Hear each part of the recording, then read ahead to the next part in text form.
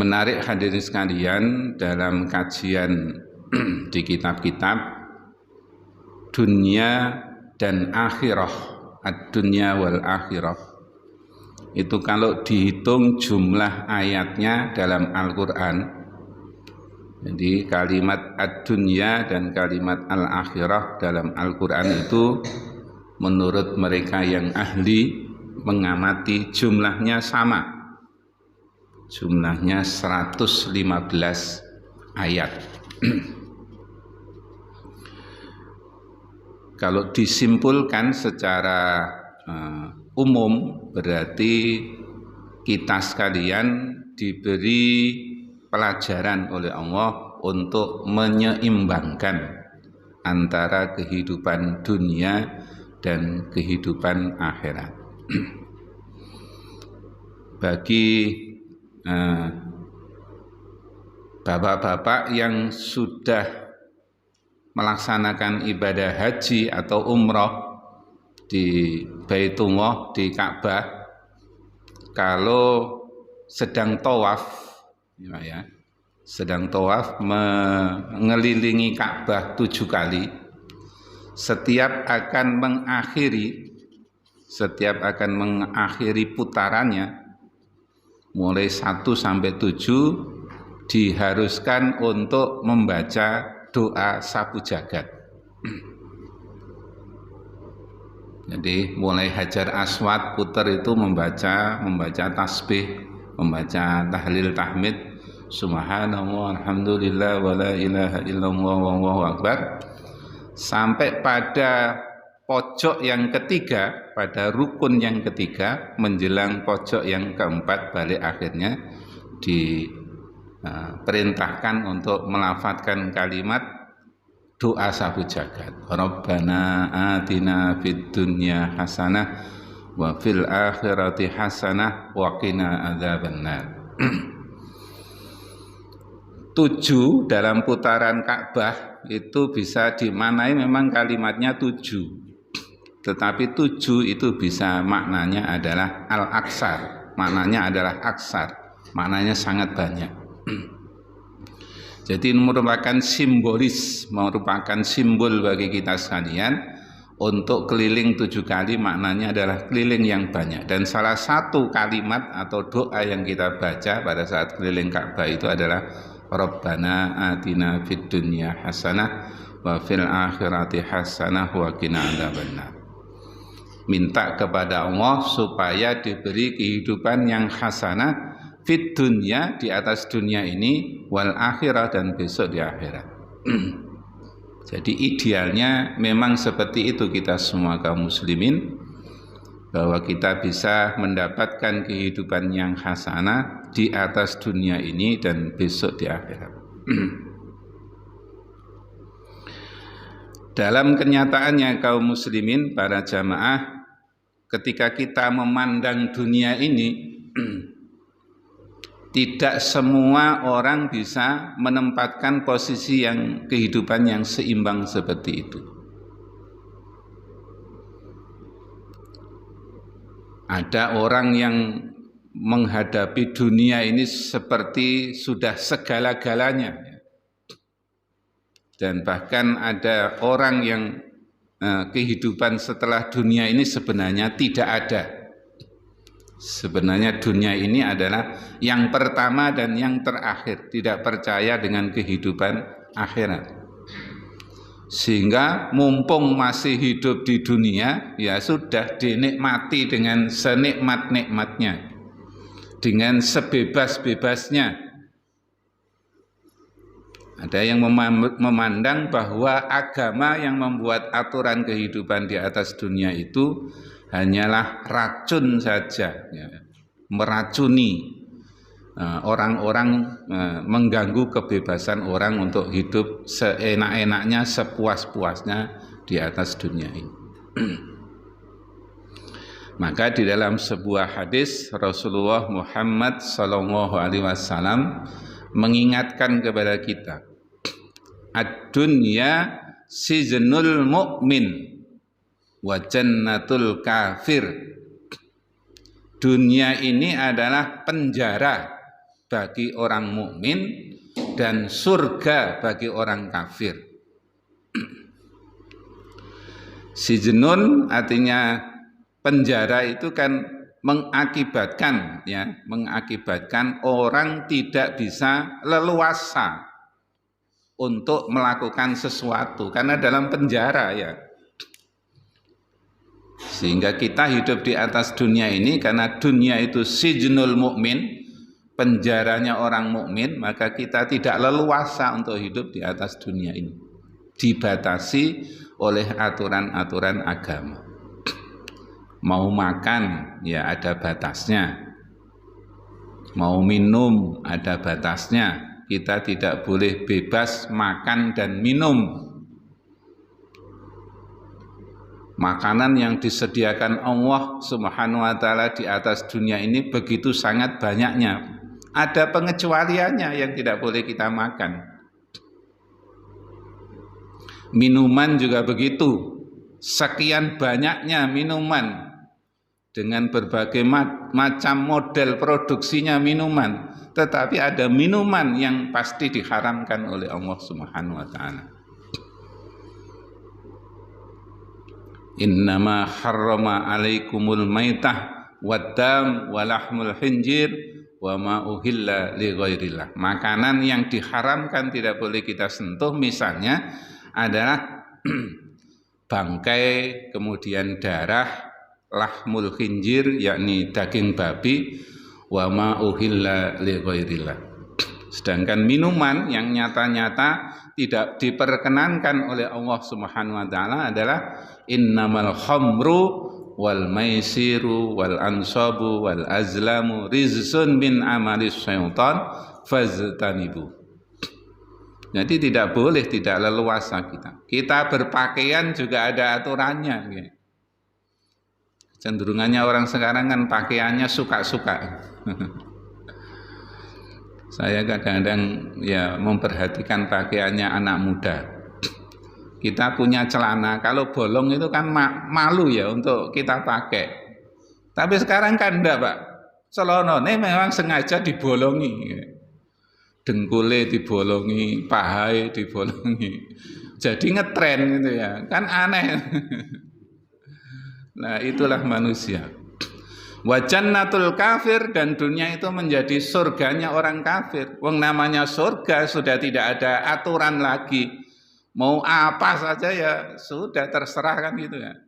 Bagi orang kafir. Maka jangan tanya dan jangan heran bagaimana perilakunya orang kafir di atas dunia ini. Ya suka-suka, mau apa saja ya dianggap halal-halal saja, boleh-boleh saja. Tidak mengenal aturan. Orang-orang ateis yang tidak mengenal aturan agama ya sudah suka-suka melakukan apa saja. Nah, jadi posisi kita sebagai umat Islam memandang dunia ini adalah sijnun, ya, menjadi penjara bagi kita sekalian. Yang selanjutnya para jamaah sekalian yang dirahmati oleh Allah, dalam hadis Nabi ini yang saya kira bagus untuk kita jadikan pedoman kita, menyatakan ad-dunya mazra'atul akhirah.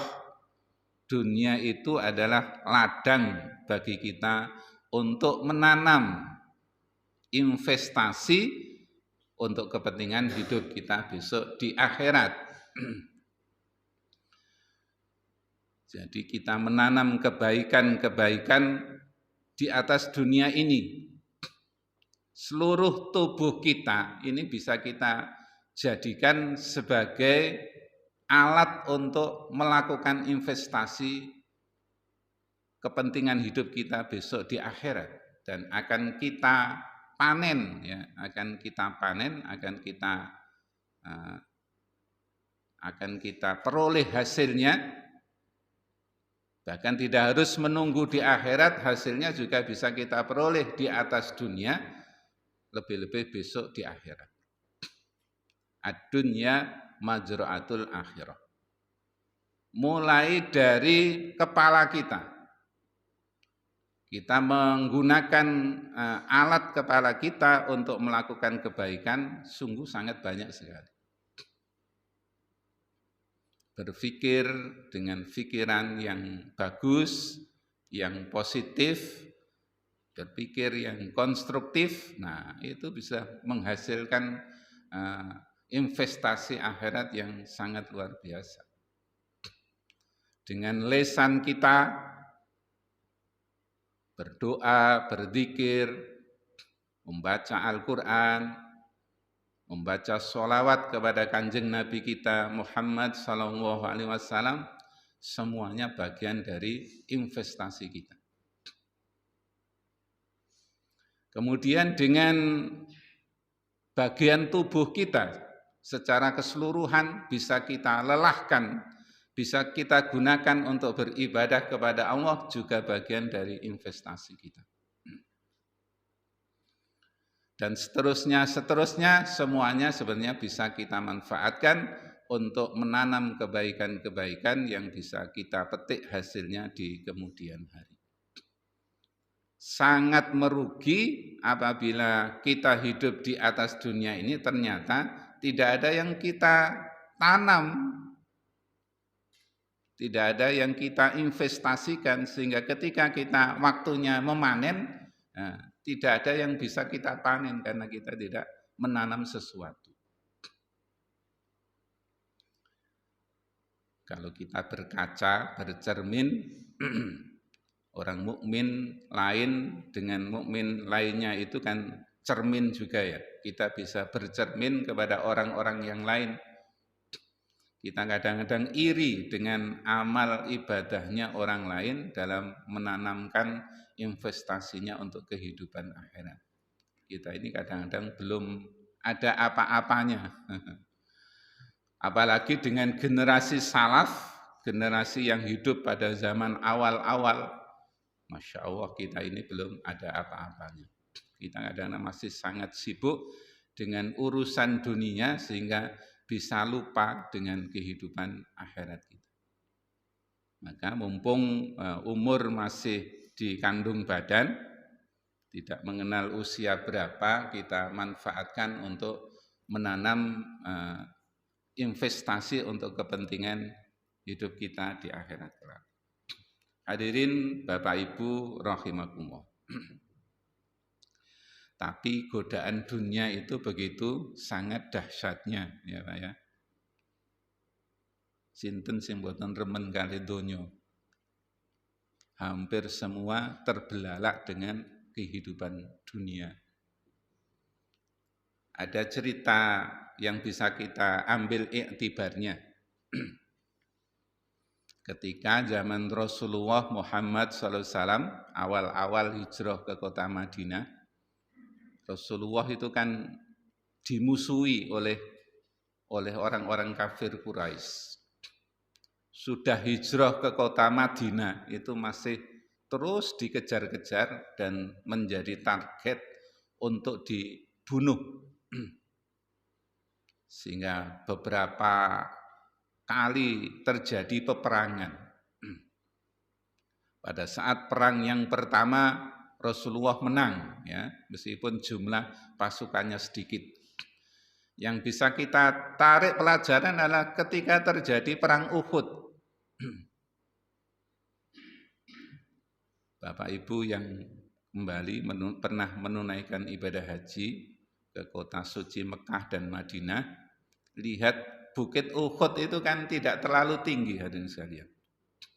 Kita bisa mengenang bagaimana perjuangan Rasulullah Muhammad SAW di situ. Kita naik ke Bukit Uhud kan biasa saja, karena tidak terlalu tinggi. Nah, ketika terjadi peperangan, Rasulullah dan sahabatnya itu mengatur siasat yang luar biasa. Jumlahnya sedikit, tapi siasat yang dibikin oleh Rasulullah dan sahabatnya itu sangat jitu. Di atas Bukit Uhud itu Rasulullah menyiapkan bagian pasukan pemanah yang ahli. Khusus disiapkan di atas Bukit Uhud itu pasukan Rasulullah yang ahli memanah. Sehingga ketika pasukan kafir Quraisy ini mau menyerang bala tentaranya Rasulullah yang dari Bukit Uhud tinggal memanah saja, enak dari atas.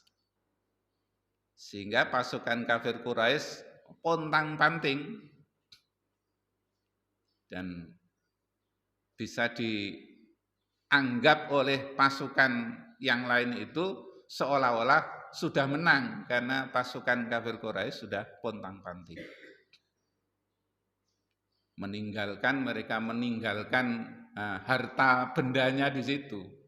Lah ternyata itu sangat menarik hadirin sekalian, harta benda peninggalan pasukan kafir Quraisy itu.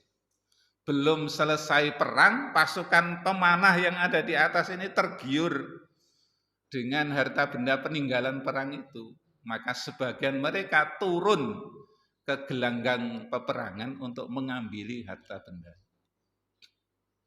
Apa yang terjadi? Nah, komandannya orang kafir Quraisy, kebetulan waktu itu belum masuk Islam, namanya Khalid bin Walid. Wah, ini umat Islam ternyata tertarik dengan harta bendanya. Nah, akhirnya pasukan kafir Quraisy yang dipimpin oleh Khalid bin Walid itu menelikung balik.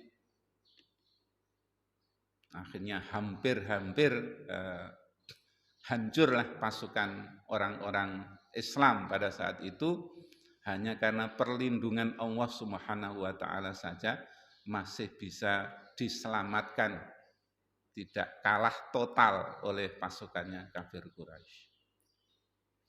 Maka diabadikan peristiwa itu di dalam Quran surat Ali Imran ayat 152 sampai 155, nanti bisa dipelajari di rumah sendiri. Minkum may yuridud dunya wa minkum may yuridul akhirah. Di antara pasukan umat Islam, pasukannya Nabi Muhammad SAW itu ada man, orang-orang yuridud dunya yang tergiur dengan urusan dunia. Sehingga amanat yang diberikan Rasulullah kepada mereka itu diabaikan. Wa minkum, dan diantara kamu sekalian, man, orang yuridul akhirah, yang memang menghendaki urusan akhirat sehingga tidak meninggalkan gelanggang. Sehingga resikonya dengan tidak taatnya sebagian sahabat Kanjeng Nabi itu memegang amanah dari Allah, dari Rasulullah Muhammad SAW, meninggalkan gelanggang dan berakibat hampir kalahnya umat Islam. Nah, ini pelajaran yang sangat berharga. Peristiwanya sudah sekian lama yang lalu. Di antara kita ini kaum muslimin memang dalam urusan dunia itu bisa luar biasa menggoda keinginan kita. Sehingga minkum mayyuridud dunya, di antara kita ini banyak yang kesengsem oleh urusan dunia.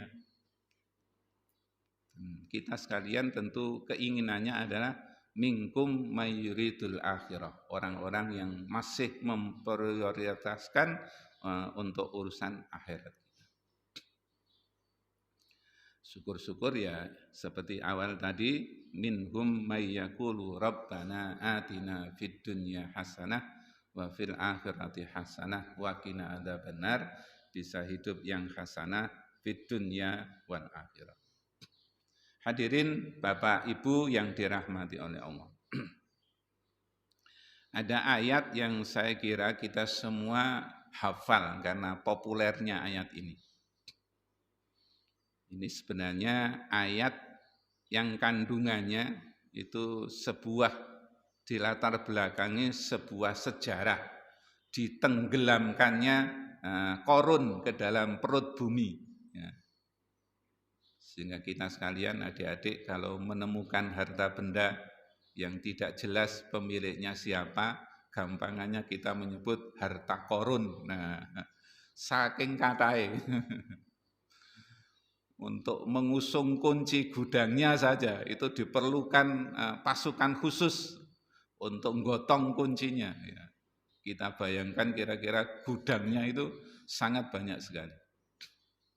Allah Subhanahu wa taala dalam Al-Qur'an menyebutkan ya, wabtaghi fima ataqallahu daral akhirah wa la tansa nasibaka minad dunya wa aksin kama ahsana alaik wa la tabghil fasada fil ard innahu la yuhibbul mufsidin.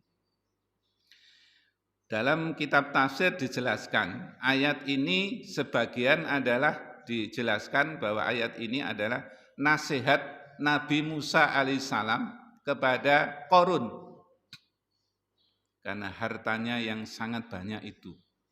Hati-hati menjaga harta bendanya, jangan sampai tergoda oleh harta benda yang mengakibatkan lupa dengan urusan akhirat.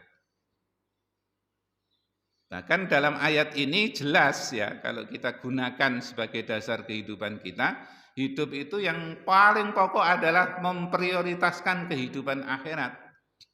Sedangkan dalam urusan dunia itu hanya dinyatakan wala tansa, jangan lupa. Wala tansa nasibaka minad dunya.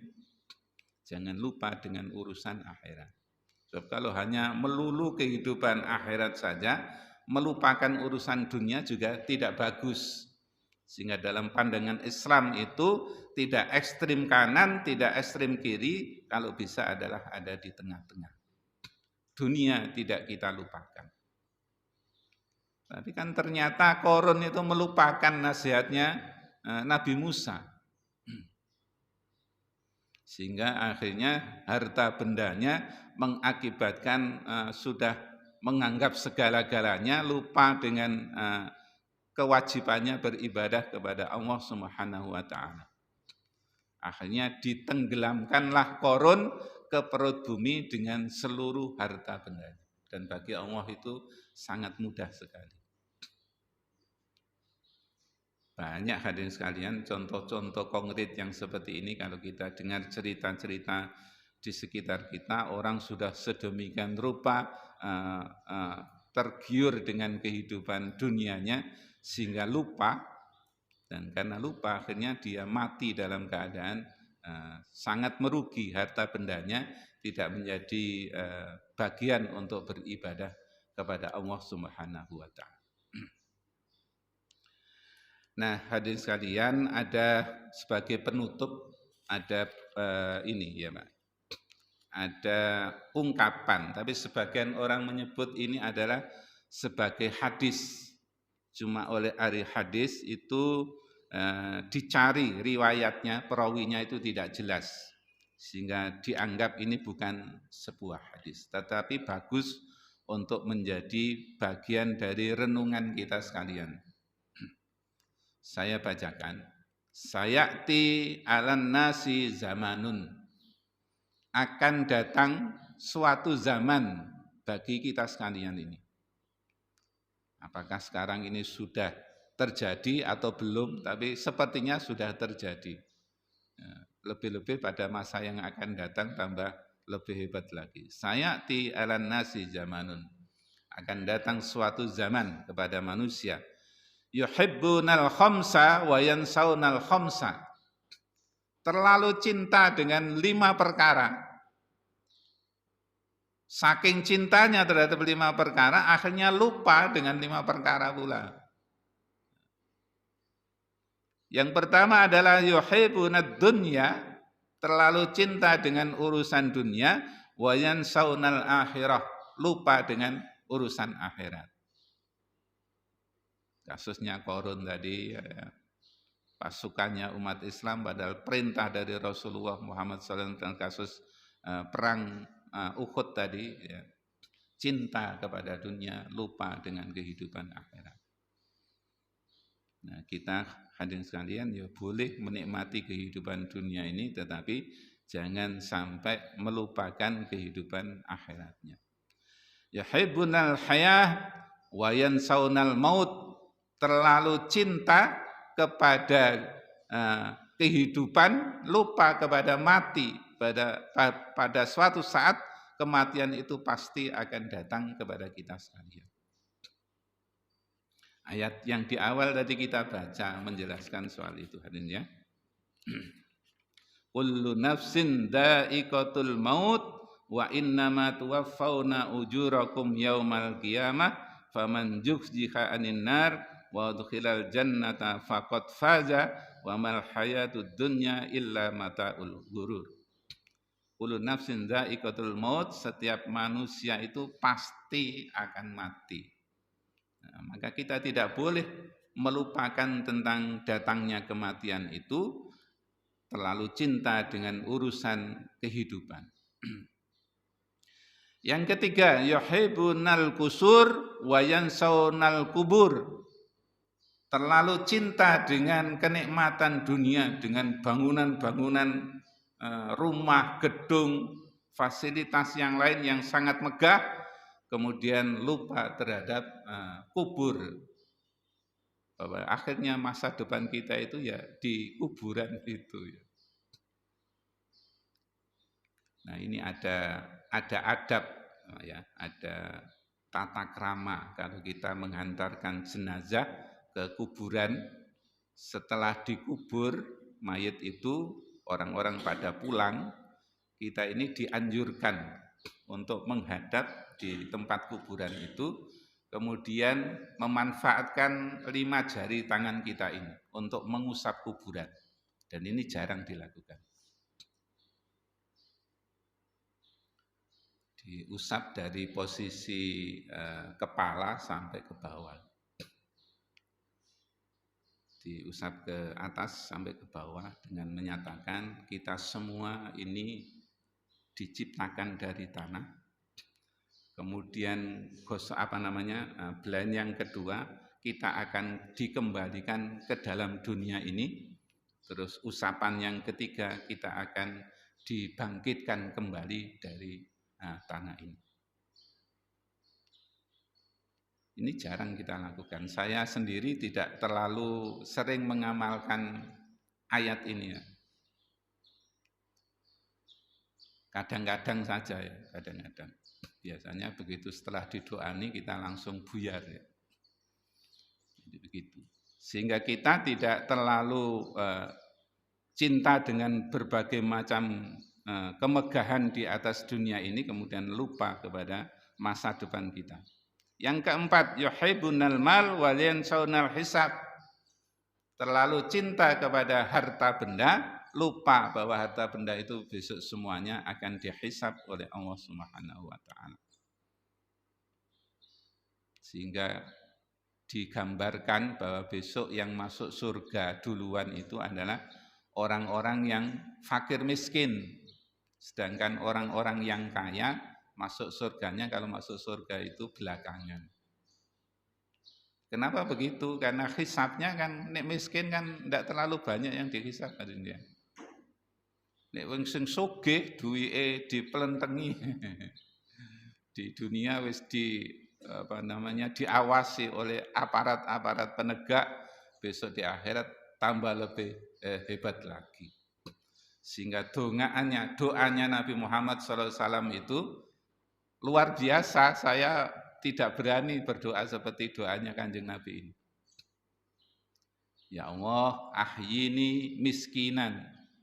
Hidupkan saya sebagai orang yang miskin. Wa amtini miskinan. Dan matikan aku dalam keadaan miskin. Dan itu betul, Rasulullah hidupnya serba miskin, sampai akhir hayatnya itu tidak ada harta yang ditinggalkan, ya seperti kita sekalian, dan dimatikan oleh Allah dalam keadaan miskin. Dan bagian akhir dari doa ini yang menyenangkan, wasurni fi zumratil masakin yaumal qiyamah, dan giringlah aku beserta orang-orang yang miskin besok di akhirat kelak. Karena orang-orang yang miskin akan masuk surga duluan. Nah, pertanyaannya sederhana untuk direnungkan, tidak usah dijawab kalian. Enak endi urip miskin atau urip sugih? Ya, tergantung kita sekalian. Yang terakhir adalah yuhibbunal khalqa wa yansawnal khaliq. Terlalu cinta dengan makhluk-makhluk Allah yang lain, tetapi lupa kepada Khalik yang menciptakan kita semua. Saya kira 5 bagian ini sudah sangat nyata di depan kita dan mudah-mudahan tidak terjadi pada kita sekalian. Amin ya robbal alamin. Demikian hadirin sekalian yang bisa kita sampaikan dalam kuliah subuh kali ini. Mari kita jadikan dunia ini sebagai ladang akhirat, kita tanam berbagai macam kebaikan, pasti suatu saat kita akan panennya bisa di atas dunia ini, lebih-lebih besok di akhirat, dan akan mendapatkan hasil yang sangat luar biasa, surga Allah dengan berbagai kenikmatan yang tak terbatas. Kita tutup dengan bacaan kafaratul majlis. Subhanakallahumma rabbana wa bihamdika asyhadu an la ilaha illa anta astaghfiruka wa atubu ilaik. Alhamdulillahi rabbil alamin. Assalamualaikum warahmatullahi wabarakatuh.